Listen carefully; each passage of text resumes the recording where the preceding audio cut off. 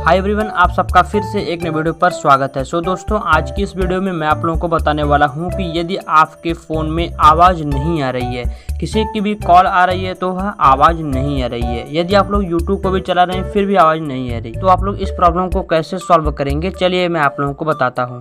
तो गाइज, मैं आप लोगों को बता दूं कि यह प्रॉब्लम जो है कि ज़्यादातर आपके सेटिंग से ही देखने को मिलती है, क्योंकि सेटिंग में ही यह साउंड वाला ऑप्शन एक रहता है, वहीं से यह प्रॉब्लम ज़्यादा आप लोगों को देखने को मिलती है। तो आप लोगों को जो कि अपने सेटिंग को ओपन कर लेना होगा, और सेटिंग को ओपन करने के बाद आपको यहाँ पर साउंड एंड वाइब्रेशन का एक ऑप्शन देखने को मिलेगा।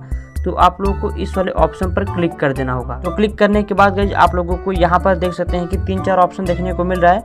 यदि आप लोगों में यह ऑप्शन पूरा एकदम डाउन रहता है, दिखा देता हूँ कि यह ऑप्शन पूरे में आप लोगों में डाउन रहता है, मतलब बहुत ही कम रहता है, तभी आप लोगों का जो है कि फ़ोन रिंगटोन नहीं बजता है। तो आप लोगों को सिंपली सबसे पहले इन सब करना होगा,